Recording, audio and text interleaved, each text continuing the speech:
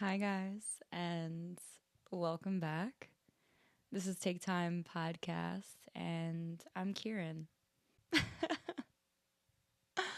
I am exceptionally giggly today. I think it's a mixture of things. For starters, it's that every time I get on camera, I immediately get nervous, and my automatic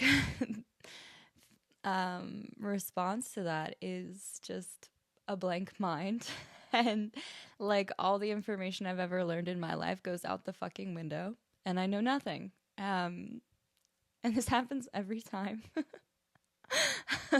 And I feel like, just to be real, because as a person trying to create a podcast, you know, it's, I have to show up with all this information and it comes and lives somewhere in here, somewhere in this mind.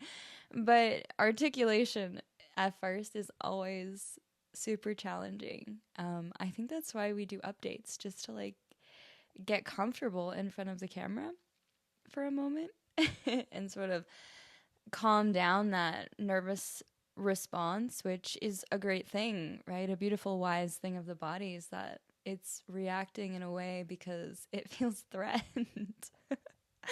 This camera's like posing as a threat, and it makes me giggle because sometimes when I'm uncomfortable, I can tend to giggle. My yogis, uh, when I used to teach in New York, used to love that. And I remember actually asking them for the reflections at the end of class, and they would say how much they adored my nervous giggle.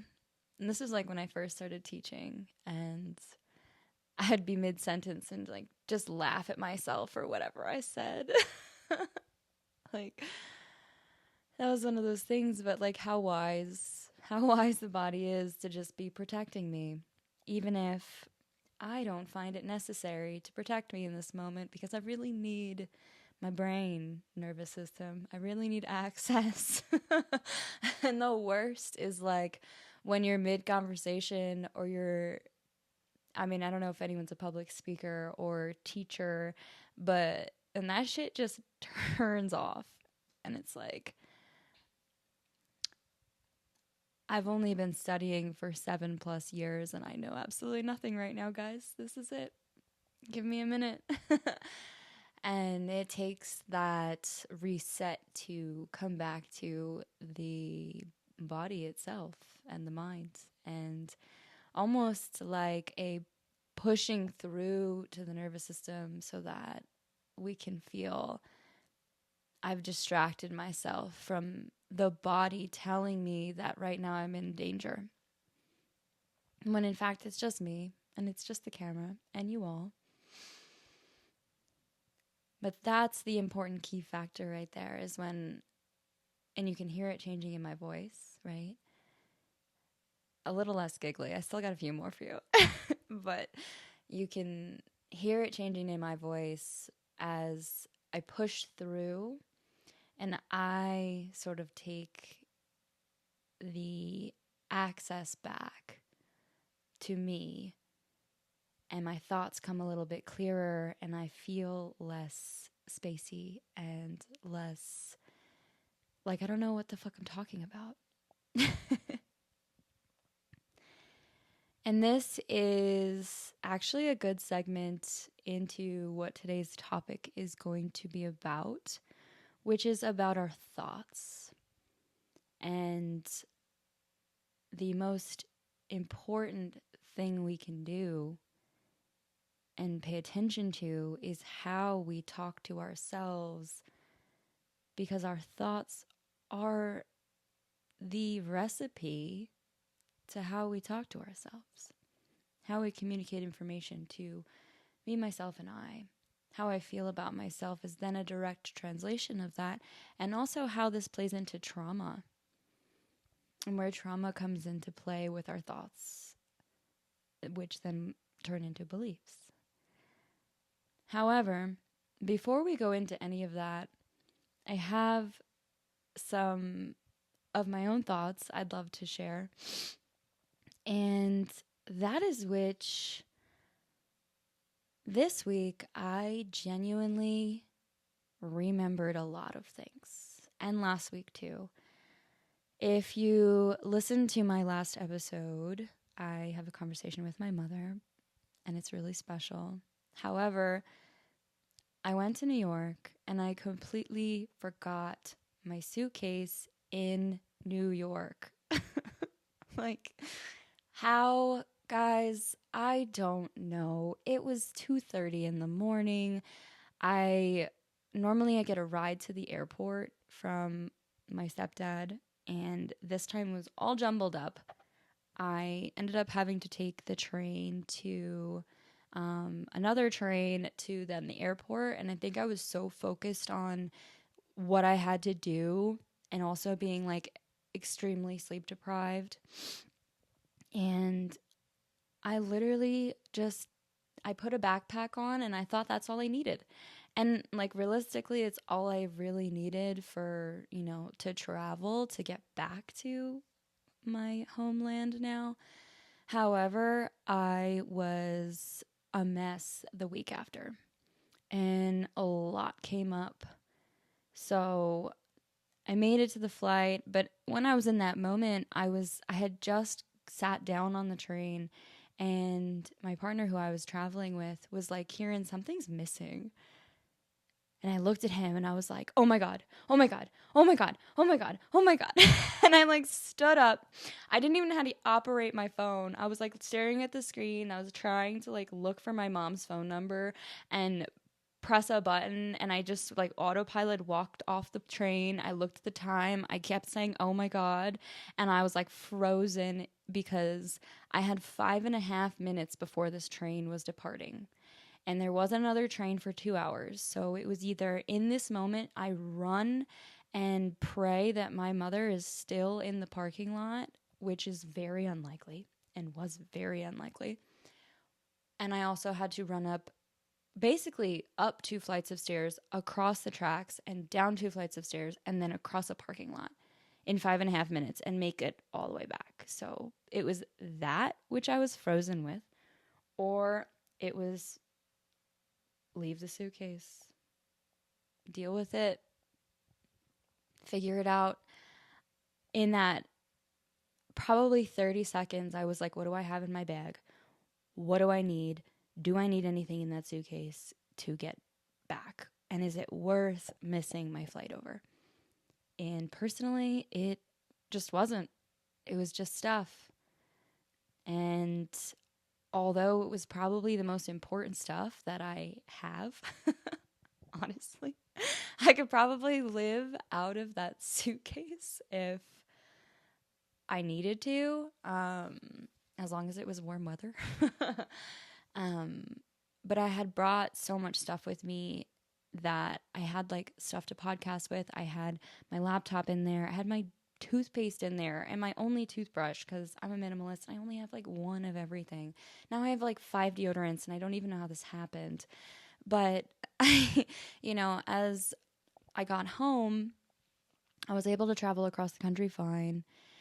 And I had everything I needed in my little backpack, but I was sitting there with myself. This is actually a really good part to reflect on.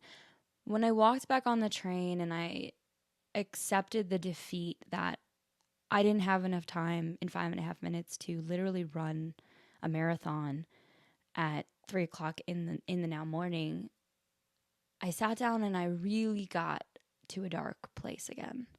And I went straight back to those thoughts that were basically saying, "You failed. Kieran, how the fuck did you do this? How the fuck did you leave your whole ass suitcase in the trunk of your mother's car? Incredible.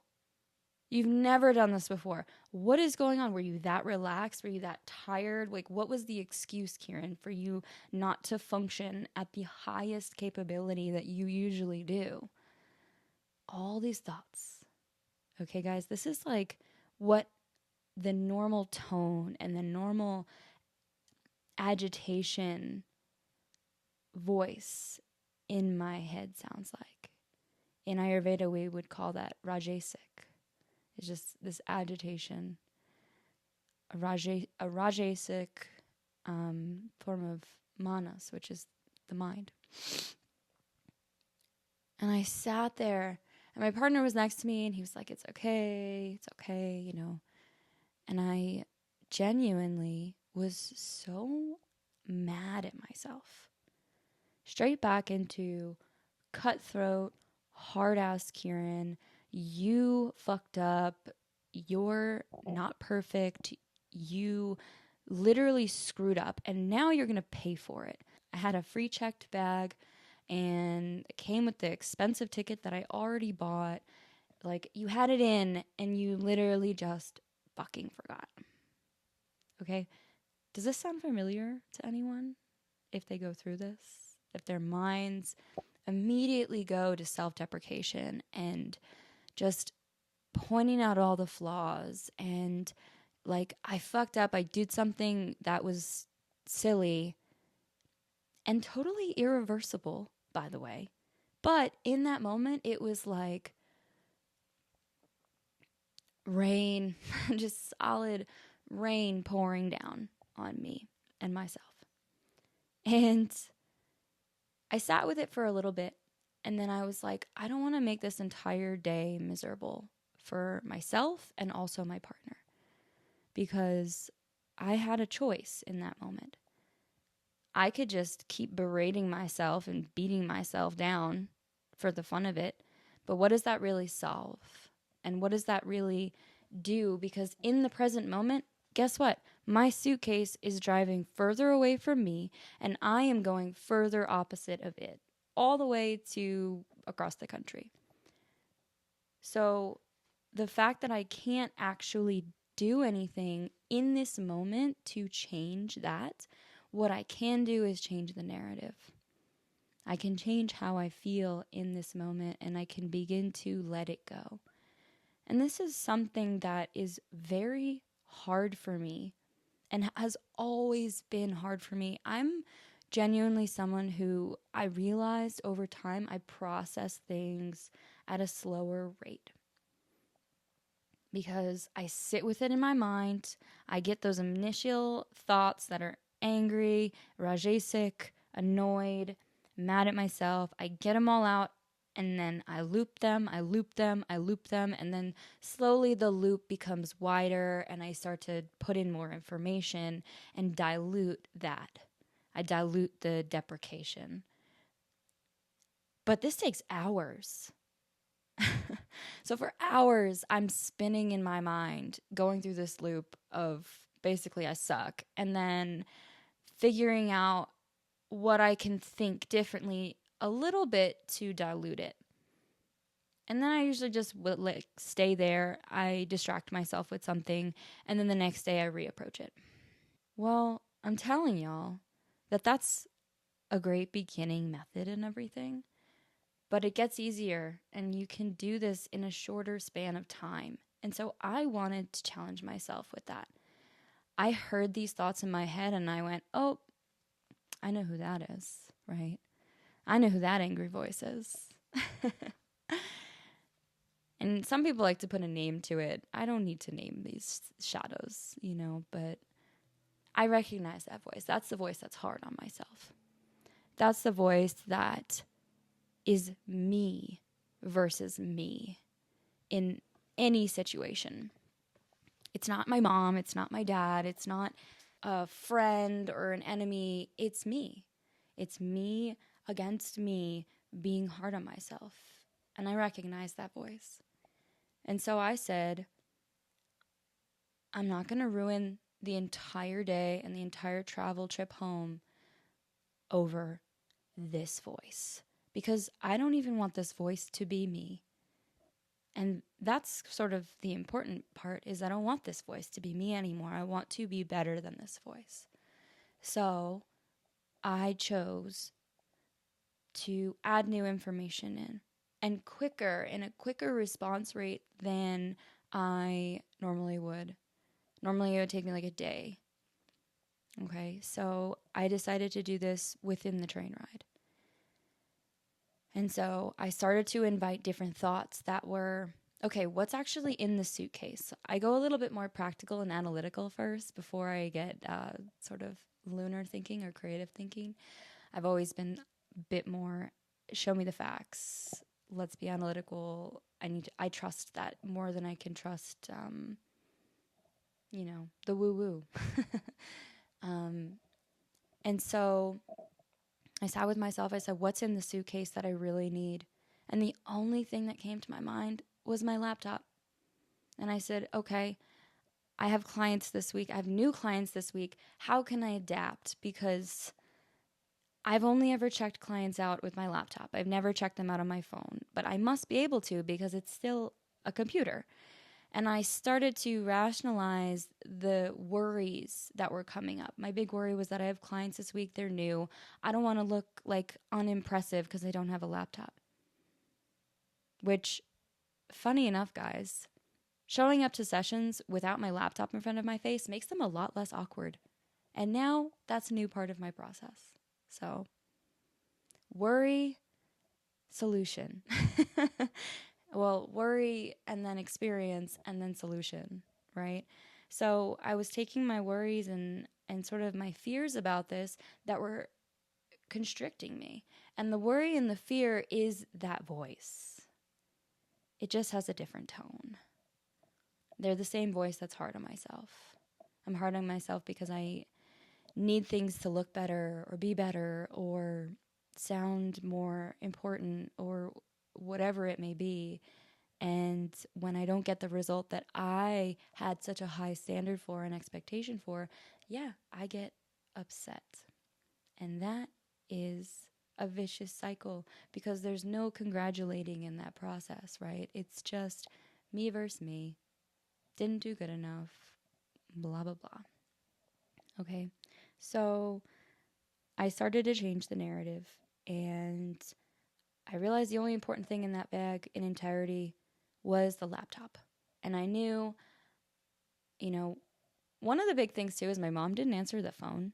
So that was out of the question also. It was just me in this moment. What could I achieve physically?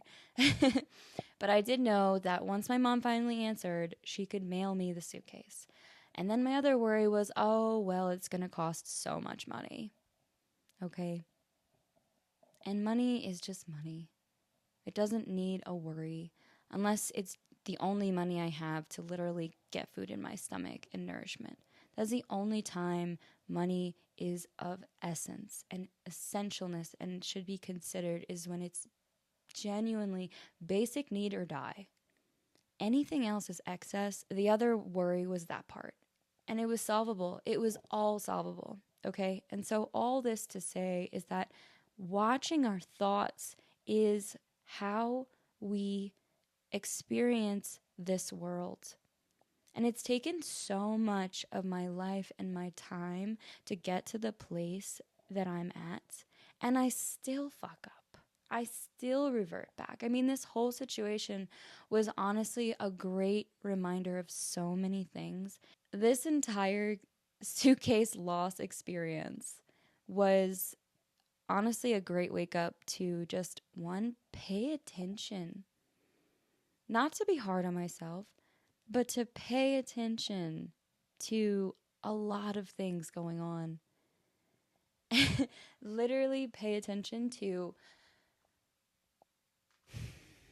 my mind, how much sleep I'm getting, my thoughts, my surroundings, what I create relevance to as important and not important, like how important is stuff and how not important is stuff. Because I'm also in this like phase of trying to detach a little bit more. And I already am a minimalist, so I'm also trying to detach from the things that I give greater value to, because if I do keep it, it's even more important because I'm a minimalist. It's not just an excess flood of stuff. And also this reinforcement that these beliefs still exist inside me. And I know they probably do for all of you. And so this is my wake up call that I'm giving to you. Now, don't go forgetting your shit in random places. However, I was fortunate enough that I could get it back. And this wasn't a real serious life or death situation. It was just, I have to wait now and be patient and also experience life without these things now. And I think that is where this story sort of goes into a different place, because I was able to pull myself out of the dark little bump in the road that I hit and travel for the rest of the day and not make it a miserable experience over a honestly stupid suitcase, and not make it a miserable experience for me and my partner I was traveling with. So that was a win for me, and I should celebrate, because instead of it taking the normal amount of time, I did pull myself out of it. I got myself through it, and I thought my way through it. We don't realize the power we hold in our own minds. We don't realize the power that we hold in our own minds. And now, beliefs and thoughts don't just come out of nowhere. They were created for a reason. They were created by us, or they were created by our upbringing, how we viewed the world, what was shown to us, what we experienced at a young age. Everything was sort of intentionally built, but then we get to a certain point of our life where we kind of can challenge these things. And continuing this story, now it's the week and I don't have my suitcase. I don't have my laptop. I'm going through the experience with my clients, and I'm just being real and being like, I don't have my laptop, so I'm not super good with technology, so give me some grace, and they're laughing and they tell me stories about, I think one of my clients told me a story how she lost her phone like a week ago, and I was like, girl, I get it. And it's kind of funny because it almost like this way that I'm used to living my life and having this structure that I feel like works for me taken away from me. It forces me to change something about the situation. And it forces me to see something differently, try something new. And then also, I ended up gaining a sort of connection point with my client that was also messy and like, hey, yeah, I lost my laptop. I lost my phone. Oh my God, and like have that sort of relationary human experience of like, I feel like the hard person in me would be like, that's failure, fucking up. But in all reality, it's like kind of just funny in hindsight. Now, week of, I was kind of going through it, okay? Hindsights. But I was also learning. Because without my laptop, I don't like doing things on my phone. I'm a little old school in that way. I like a bigger screen. It's not as enjoyable. And I genuinely spend a lot of my time on my laptop researching and looking for new information, studying, learning about myself. And I like to write, but I like to type. I don't really like to handwrite things. And these are systems that I'm like, okay, I like this. I'm going to do this. It makes sense, right? But it kind of goes back to what I was just talking about of like being forced to see in a different perspective and do something differently than your normal way of doing it.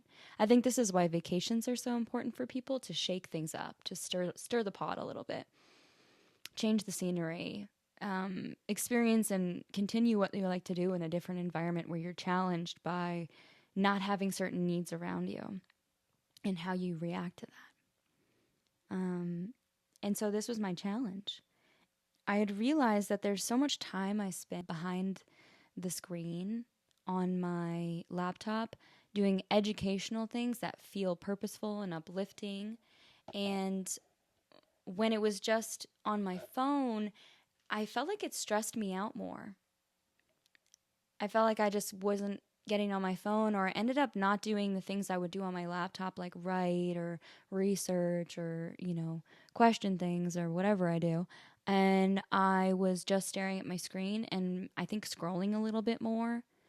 And it just made me feel like I was losing energy rather than gaining it. And so then I had a little bit more time because I was like, I'm going to stop doing this. I'm going to get off my phone. I'm not going to scroll on Instagram because I just don't give a fuck. And honestly, I feel like Instagram does this roller coaster with my emotions because it's like all of a sudden I'm like watching something cute about puppies and I'm laughing, and then I'm reading about how glyphosate is killing us and it's on absolutely everything, and then how microplastics are infiltrating everything, and then all of a sudden I'm laughing again because this guy's making a joke about how money rules the world and it's kind of funny and relatable, and then all of a sudden I'm like crying because I read a romantic quote and I'm like, oh my god. Do you feel me? Do you feel me? The algorithm is fucked. Okay, and that's not even what I want to talk about, but I just want to say, like, the emotional roller coaster that happens, and I was like, I need to put this shit down. Like, this is not how I regulate. And so when I put the phone down, then it was just me with me. If any of you can relate, what is it like to sit with yourself with nothing to do nowadays? The mind starts talking.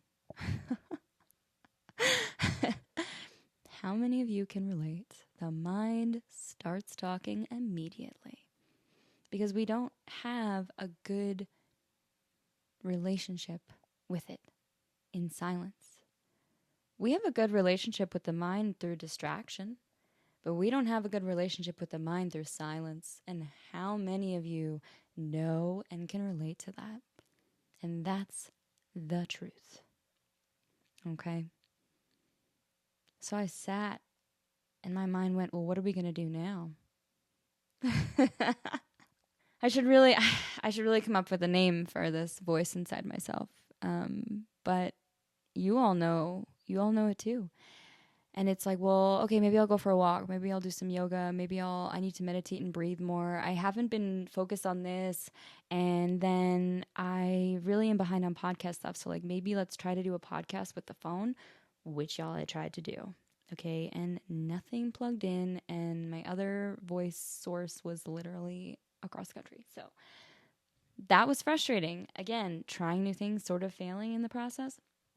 Okay. So my mind went to all the things that I haven't been doing, all of my routine-esque things that are what sort of balances me, keeps me regulated, and I didn't have them. The pot was fucking a shaken, okay? And I immediately went straight to this older belief of mine too, of like, you're falling behind. The rest of the world is spinning, Kieran, and you are falling behind. Now, if I was scrolling through Instagram, my brain wouldn't have said that. I sat with that because what I realized again and time again is one, that I'm not falling behind. There's no such thing as falling behind. The world still revolves if I am not moving on social media or creating content or even working on myself. And the funny thing was, I got 2 brand new clients literally when I left the state that I have my business in and turned off my laptop and was like in midair. Also having a good time on vacation. Like, I got 2 new clients. The world keeps moving. People are always searching and doing their thing on their own time, finding me and not finding me on their own time. And that's whether I am in the studio being productive or I'm outside enjoying my life a little bit more. And I forget that. I think we all do, because there's this silent pressure that we were instilled with because we always had something to do. Even in school, we had homework. I mean, I believe in some homework things, but I don't believe in all of it. I believe that we're supposed to take a break. And now homework reminds us that we're always on call. It's like the prep for the real world. You're always supposed to be working. You're always supposed to feel like you're productive. In your free time, you always should be doing something. And so the mind gets conditioned in this way, and that's how we are building our neuroplasticity of our brain, the wiring of our brain. And I'm someone who doesn't let myself relax. Relaxing is unsafe. Sometimes, or I should say, it can be safe, but only when I have completed enough things in my world to allow that, to allow my time to be consumed by rest. This whole week of time reminded me that when I'm not filling my time with productivity, I'm also not resting.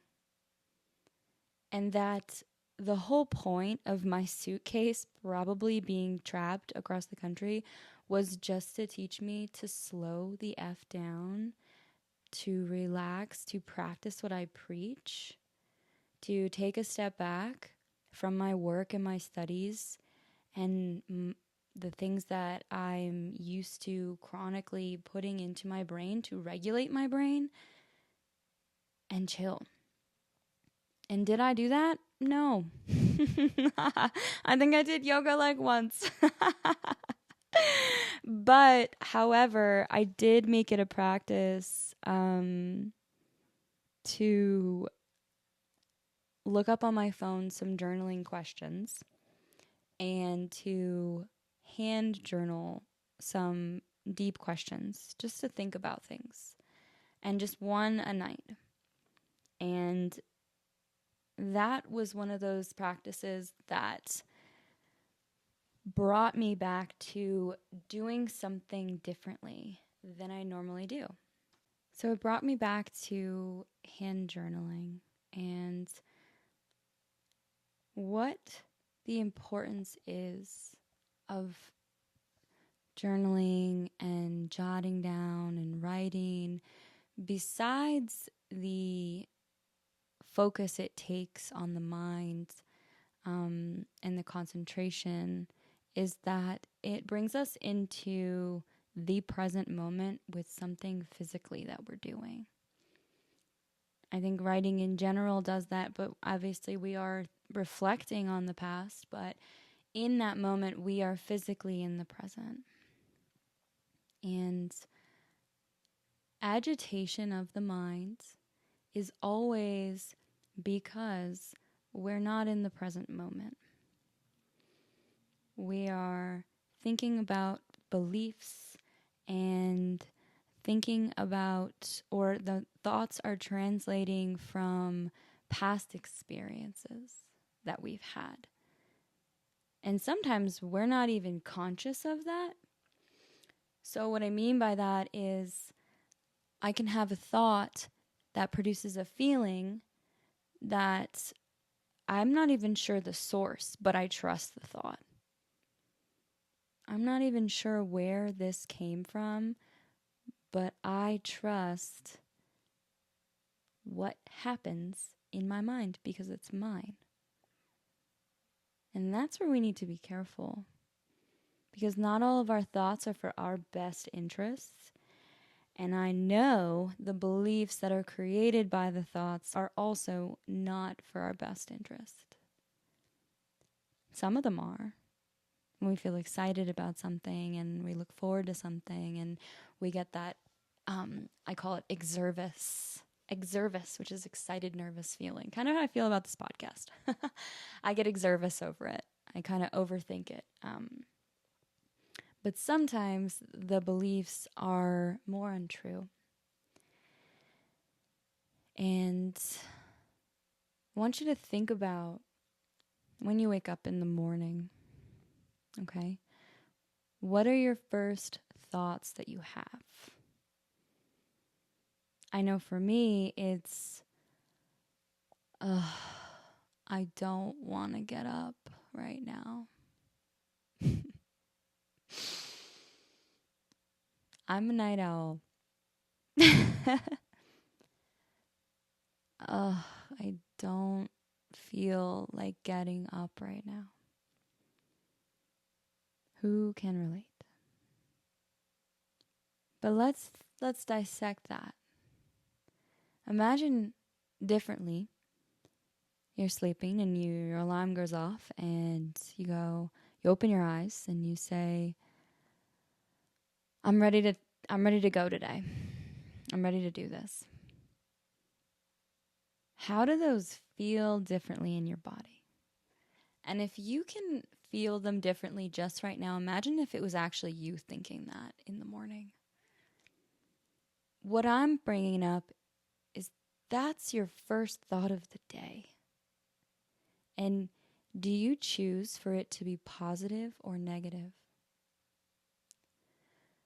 I'm going to be real with y'all. Sometimes I wake up and I get out of bed. I don't have a thought necessarily besides like the to-dos, like, okay, I have to brush my teeth. I have to cook breakfast. I have to get dressed, gather my stuff for work. Okay, besides those to-dos, sort of,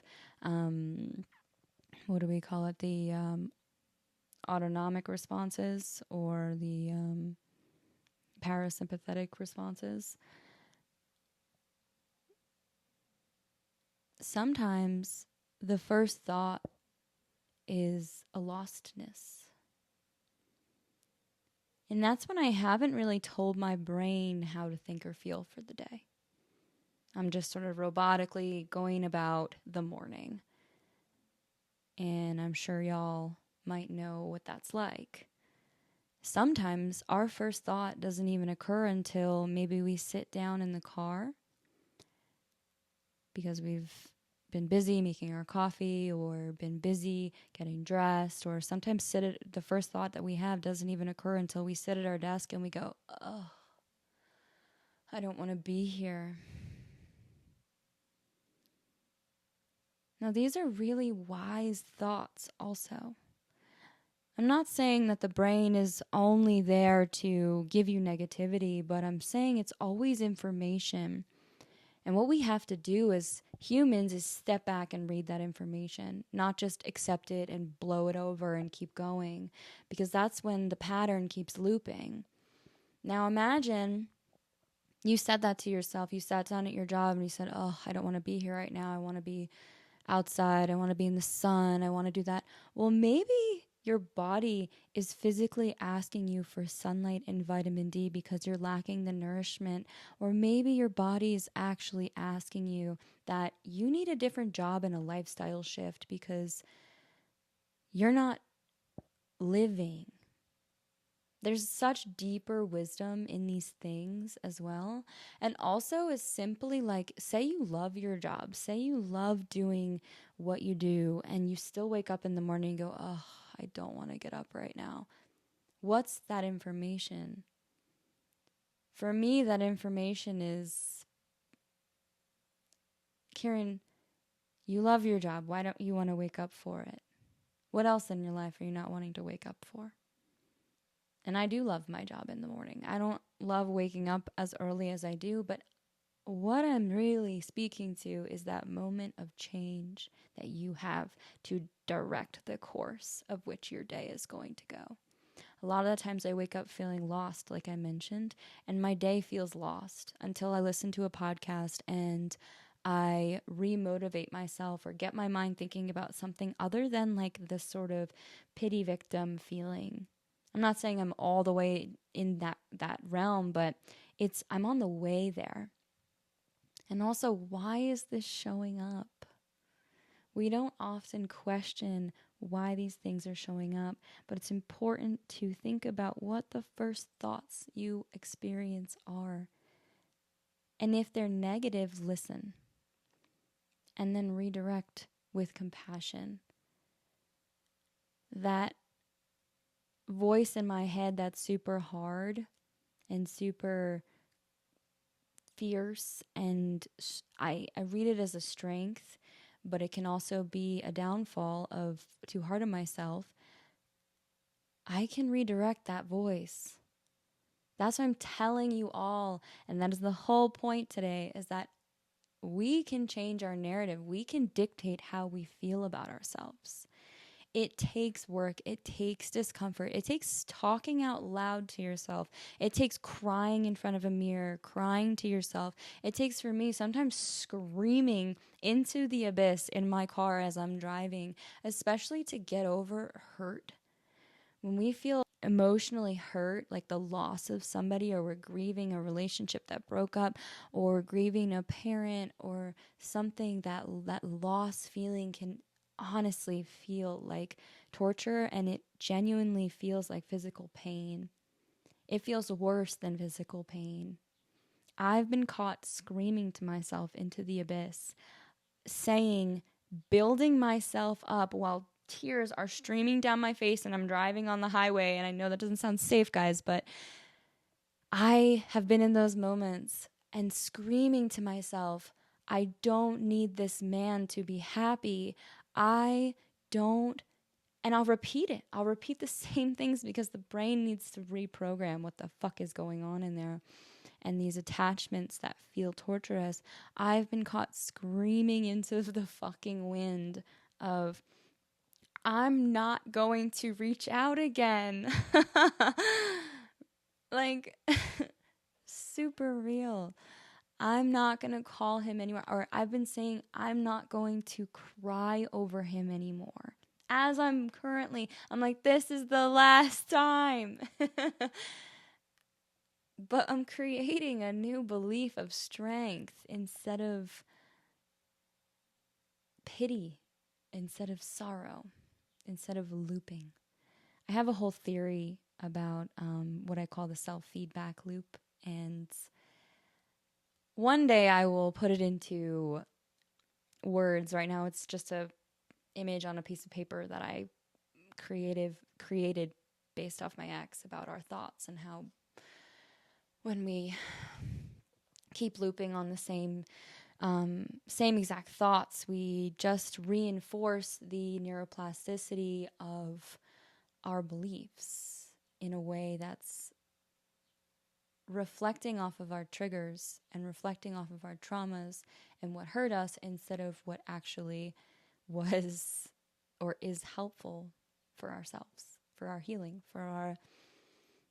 to go out and back into the world and be ourselves. Just imagine the emotional toll whenever we get hit by something hard. And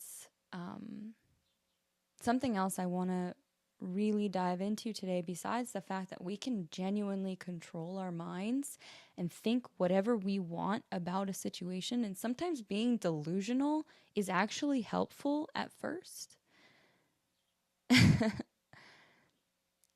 It's not a lie necessarily we have to tell ourselves to get ourselves out of situations, but look at the lies we already are telling ourselves. And then go from a place of delusion, if that makes sense, because it's like, wow, internally I feel like I would never think this about myself. But switch to a little bit of delusion and be like, okay, maybe I'm going to think about that about myself. What if I change my belief from I'm unlovable to there are people that do love me, and this one person doesn't love me, and that's okay? How does that feel from I'm unlovable, I'm unlovable, I'm unlovable, I'm unlovable, woe is me, nobody's going to date me, nobody's going to love me, to looking around and being like, in the present moment, wow, I do have love in my life. It's not romantic, it's platonic, but I have love for my parents, or I have love for my best friend, or I have love for myself, which is the most important kind. And change that. So we have the power to do that. Okay, that's key. But when we pause and ask ourselves and our nervous system, why? Why? Where did this come from? And so the logical mind ages chronologically, but the emotional brain can react to triggers as if it were still the exact age of the original hurt. So how old are we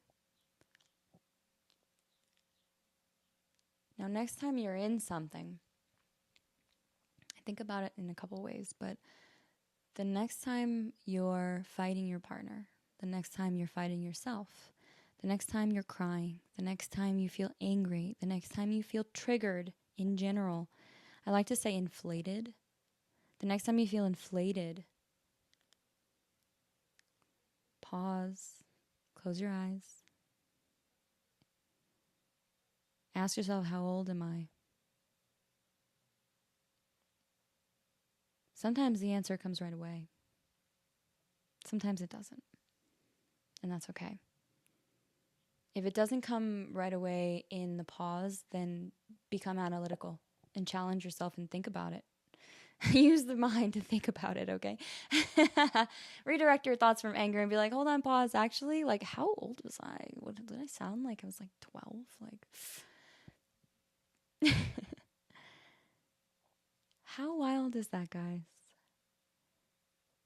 The emotional brain reacts to this inflation as if it were still the age of impact, the age of the threat. That means something that you might not remember when you were 7 years old, 3 years old, happened, changed the neuroplasticity of your brain, because we're little sponges. We're little sea urchin sponges. And you now adapted a behavior because of that. I have so many stories. I'm ready to like throw up here.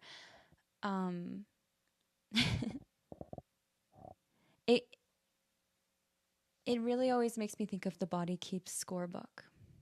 But it makes me think of this book because the mental body and the physical body and even the spiritual subtle body are all one being. And that is an Ayurvedic thing as well, an Ayurvedic concept. Okay. So based off of this topic, I want you to picture being in a car and you're riding shotgun, meaning you're in the passenger seat, okay? And you look to your left. If we're in America, we look to the left, right?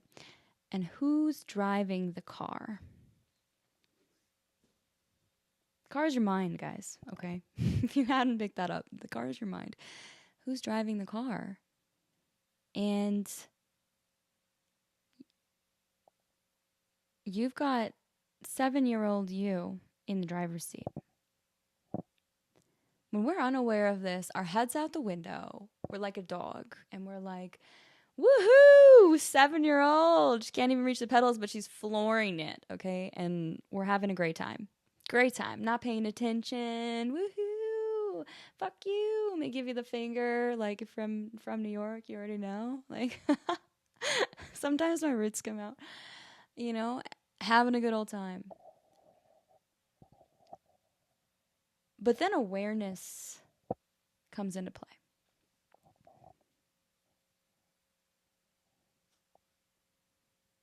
We're driving kind of fast. Maybe I'm a little bit scared. I'm getting nervous. I'm getting worried. I'm starting to project and think about all the things that could go wrong in this moment. But awareness comes in, and I go, all right, 7-year-old, pull the car over. Let's pull over. Let's pull over. And instead of letting the 7-year-old drive the car anymore, I'm taking that control. So then I look at the 7-year-old and I say, what happened? What happened to us? What happened to me?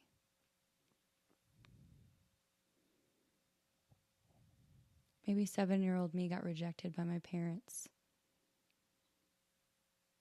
Maybe 7-year-old me got rejected from my brother or my sister or my siblings, or excluded in a crowd of kids at school. And now, adult me, 30-year-old me sitting in this seat, has trouble making friendships and feels rejected from those groups, or feels that I'm unlovable in a certain way or in a certain capacity or in large groups. I don't know how to be real and be me because me wasn't good enough when I was 7, and now it certainly won't be good enough when I'm 30.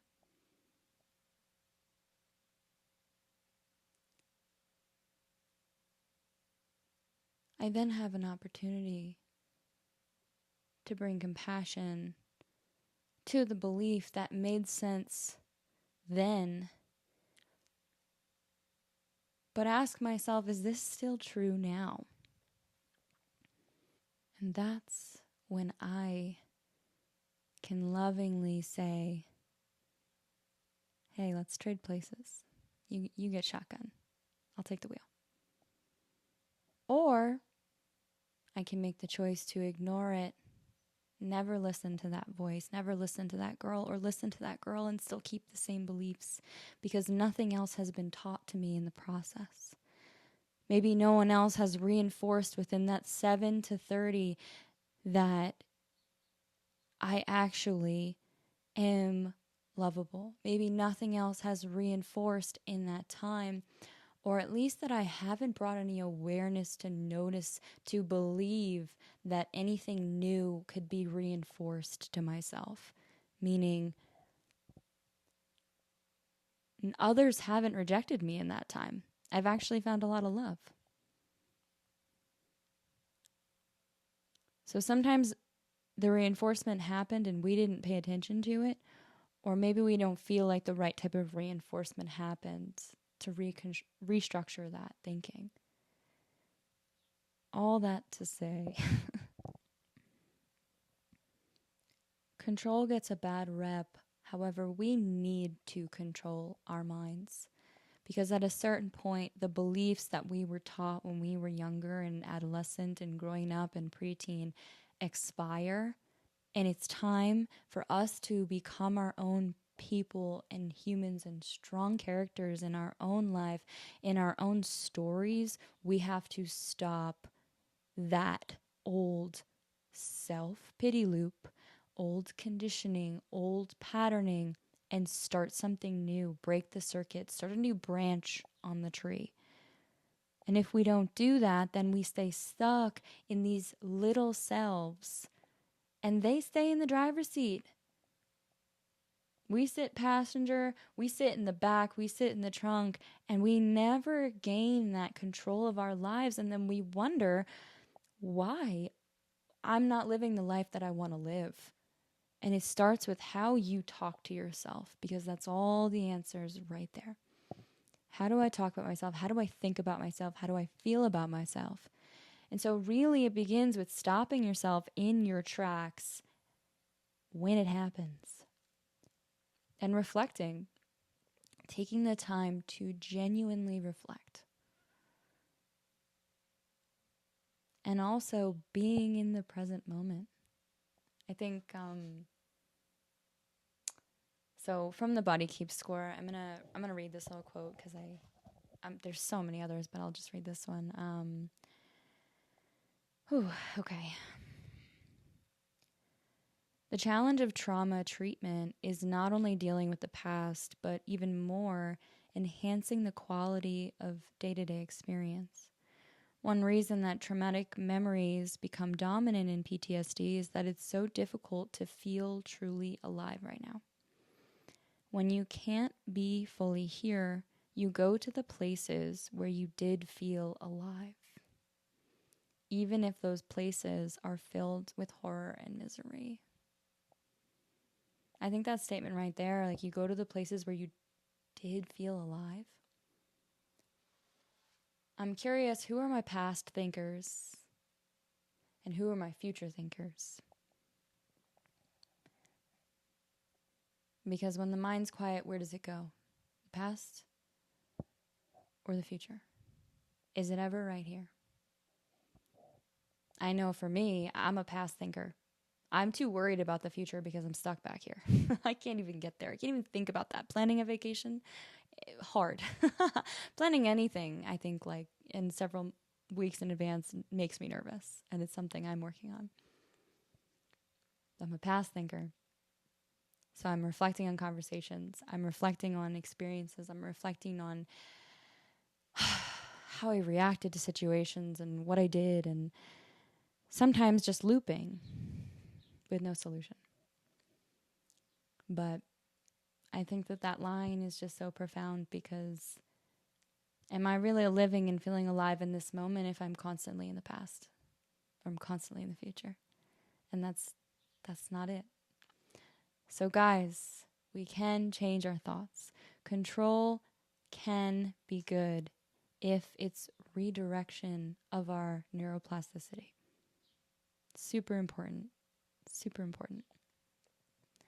I also want to say too that this is a serious thing, guys. And if you are struggling, or you know someone who's struggling, I am not a therapist. I am not a licensed psychologist, and I am not a doctor. So even though I have studied this information and feel confident to talk about it with y'all, if you are genuinely going through a hard time, therapy is there for you. And I want you to know that it's okay to take on therapy and to feel supported. I think the hardest part about therapy is finding the right person for you. And I've gone through that myself. So don't be, not devastated, but don't be disappointed if it takes a couple people to go through. I'll link a resource also in the show notes for a very affordable option that a friend had given me at a time when I was feeling super low and needed to talk through some grief that I was going through. And I use this site, which gives you unlimited access to so much therapists in your area for a very low cost. I think it's like $60 for the year. And then the therapists on there are low wage therapists, and they're aware that this is for a community of people that aren't under insurance or can't afford therapy. So I'm one of those people, guys. Okay. So I'm right there with you. And I want you to feel seen and heard, and that I know that reshaping the mind is such a hard process. Like, I can say that from like the utmost experience that I'm right there with you.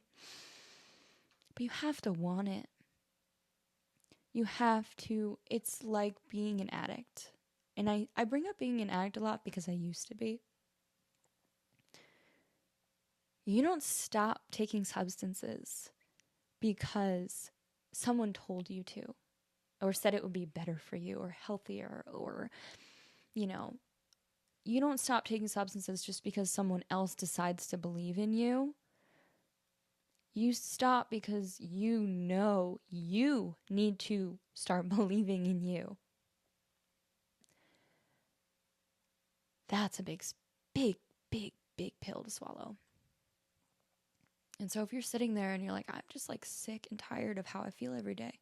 I'm sick and tired of waking up in the morning and feeling like shit and believing these thoughts that are so invasive, and I sometimes just don't even know what to do with them all, and they just come at me and attack, and like my whole day is affected by it, and how I talk to people is affected by it, how I'm experiencing my experiences is affected by it, how I show up at work, how I show up for friends, how I show up for my family, how I show up for my partners, all affected by it. Like, I am there. I've been there, and I'm constantly on the roller coaster. But if that's how you're feeling, then now's the time. And it starts with one thing changing. One thing changing. And all of a sudden, the brain goes, okay, I respond. It's very scientific, guys. Imagine waking up every day, eating the same cereal, going to sleep at the same time. Waking up, eating the same cereal, going to sleep at the same time. Waking up, eating the same cereal, going to sleep at the same time. Imagine you woke up and you chose a different cereal. Guess what? Your energy is going to be different. Your aura is going to be different. You might have less brain fog. Your thoughts then start to open up for the day. And then maybe you do something different because you're like, well, I already started the day different. let's keep going. It's a very simple example, but it just goes to show that the roots start to grow a different direction when we choose better for ourselves, or choose a different path for ourselves, or choose a different thought for the day. You know, sometimes, guys, it's hard to do on your own. That's why I bring up therapy, but maybe a friend has a different perspective for you. Maybe listening to this podcast has a different perspective for you. I know what helps me sometimes when my mind is really in a rut. I need to listen to someone else talk about anything, because it takes me out of here and puts me back in my heart. I need to listen to someone else talk and hear what their perspective is and challenge my own, because we're really ignorant to think that the one way in which we see situations and think is the only way, right? Even when we're feeling sad and down over something and we're creating a reaction within our nervous systems, we're really ignorant and silly to think that my thought is so superior and I know it all, and that there's no other way I could ever feel about this situation. It's just this way. This is what it is. That's so untrue, guys. It's so fucking inflated and untrue. I'm sorry. I'm sorry if I ripped that Band-Aid for you. I actually love when I'm being challenged. And in the moment, it kind of sucks a little bit sometimes when you've really gripped on a belief and you're like, yeah, this. I'm sorry, I'm picking something. This is this is it. This is the holy grail of thought, and I'm so sad and stuck in it, but this is it, you know? And then someone's just like, nah, bitch, like you talk to your best friend, you know, and they're just like, nah, bitch, that's not how it is. I find this a lot when I'm thinking about something and I talk to my friend about it, and they're just like, you don't even know if that information's true, so where are you getting that? And I'm just like, excuse me, my ego. Ouch. But like, you're right. You know? So think about that too. Always be the apprentice of your life. Always be the student of this world. And always be a curious mind to what others have to say. An open book. And after, you can, once digesting this information, you can decide what you want to believe and what is garbage, and throw out the rest. My Joe in my life, he always said, take what you need and leave the rest. The same thing with this podcast, guys. Take what you need and leave the rest. I think that that's a really good place to pause and stop, because we've just spent so much time diving into what our mental world is, our landscapes internally. And honestly, guys, take a deep breath. And when you breathe, inhale through the nose. Slight pause, a somatic breath, and let the exhale be longer than the inhale.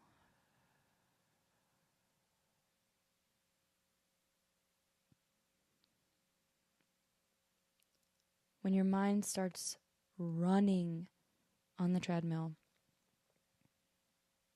do that. Do that practice a minimum of 3 times. Force yourself if you have to. Redirection of the mind starts by choosing a new direction. Choosing a distraction, honestly. We can use the breath. We can use yoga. We can use writing. We can use calling a friend. We can use screaming at the top of our lungs in the car. We can use going for a walk outside. We can use closing our eyes and going in within. We can do so many things. We can use cooking. Instead of having these thoughts, I'm going to go to the store, I'm going to get a good meal, I'm going to nourish my body, and I'm going to choose to change the direction. So, with that, where is it?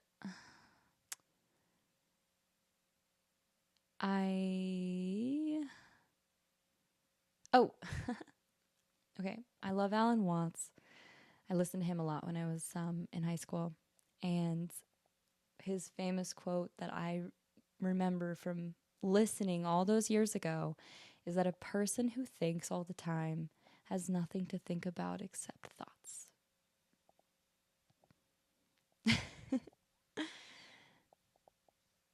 That's what I got for you guys today.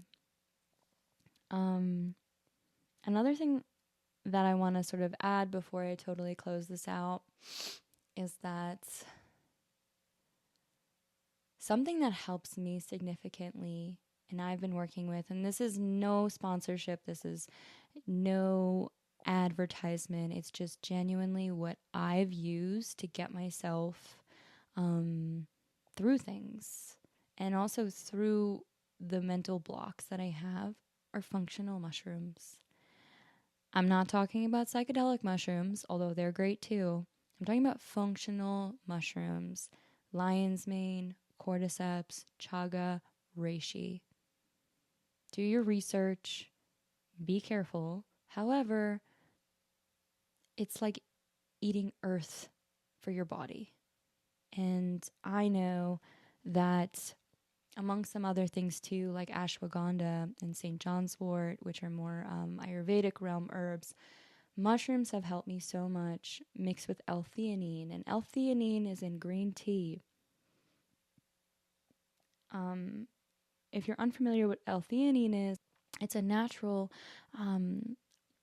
sort of, I think it's like a dopamine release, like a little dopamine release or chemical release in your brain that creates a flood of a relaxed hormone and also happy hormone. St. John's wort does the same thing.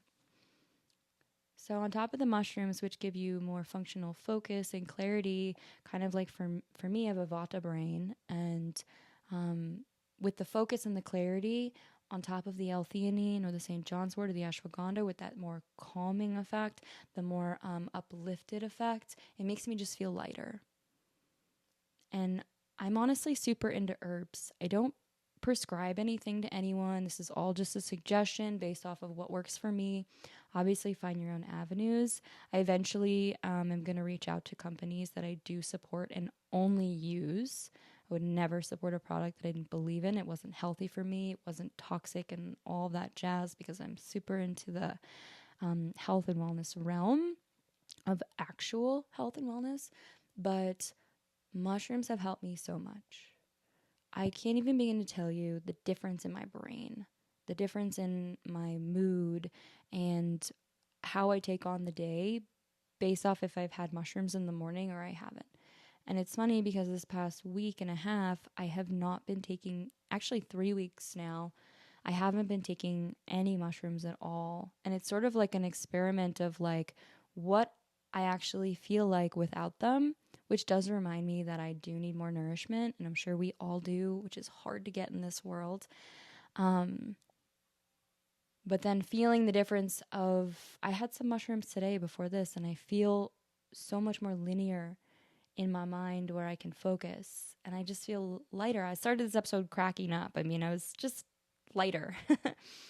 So really, another suggestion on top of all those less allopathic therapy modalities that I mentioned is looking into mushrooms, looking into ashwagandha, looking into St. John's wort. And I will provide some herbs and products that I do use. But I kind of want to see if they want to partner with me first.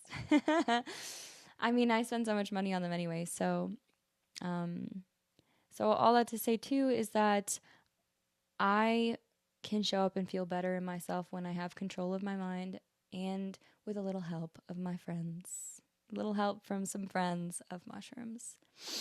So it can bring me into what we call in Ayurveda sattva, the balanced, calm, and steady bliss of experience is sattva.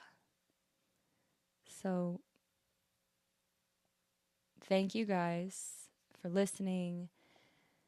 I really always hope that these episodes plant a seed in your minds and change the algorithm of your own day, because that's why I go to podcasts, is to feel differently about myself afterwards, to think differently, to hear a new perspective, to broaden my horizons, and to really expand my mind, because that is Tantra. Tantra is the expansion of ourselves, the expansion of our lives, our minds, our worlds, and everything inside of it. We're more than just these bodies, guys, with these thoughts that are just intrusive. We're way, way more than that. We're so capable. And when we push through those boundaries and those limitations that we set for ourselves and those beliefs, like the amazing things we can do. And also we go through these things because we're meant to experience it. We're meant to learn and move forward. In Tantra, the teachings say is that when something comes up, it comes up to go. It doesn't just keep coming up. Like it's there. Look at it. Look at me. It's that simple. Look at me. Look at me. Look at what's going on within. And so I thank you guys for hanging on with me, for listening this entire time. And it would mean so much to me if you shared this with one or two people that you know in your lives at this current moment who probably need the same thing. Please also follow. It does help me get exposed to new people and more people who have like needs for this podcast that I'm putting out there. So please follow me, please share, please like, and also comment, interact. In my show notes, there's always a link that you can talk to me directly. If there's something you want to know more about on the podcast, if you have thoughts, I would like to do a Q&A one of these days with just questions that you guys have for me. I'm pretty educated in, as you've realized, Ayurveda now. The body, the nervous system is really a specialty of mine. I'm getting deeper into somatic work. I work with the physical body, also with my clients, and I have a wealth of knowledge in, random topics such as Ayurveda and human design as well. There are more things I've learned for myself to understand myself deeper and sort of choose my path, but I do have random information all up in here when I can access it, when I'm not nervous, that I can share with you guys, along with psychology and photography and just anything, guys. So if questions come up during podcasts for you too, reach out. I'd love to answer them. I'm also going to have you leave your emails too. So if I answer you directly back, or your socials too, so that if I do speak about something that you personally told me or reached out about or had a thought about in an episode, I want you to go back and hear my answer. So I will be sending it to you directly. So those are all in there. And I really hope that y'all wake up and try to feel something different about today. And even if you recognize having the same thoughts as yesterday, try to experience today a little different than you did yesterday. And that's all we can do. Growth is slow. It takes time. It takes regression and 5 steps back and 2 forward and 9 back and 1 forward. And that's just the progression of life. We've sort of been lied to our whole lives of conditioning that the ultimate goal is enlightenment and bliss and happiness. But those things and even sattva, those things can be daily if we realize it can also just be a moment that's impermanent and fleeting as well. So I can probably keep talking today, apparently, forever. But I'm going to leave you guys with that, those quotes, all that information. And I hope to see you next Monday with another episode. And enjoy the upcoming week. Thank you, guys.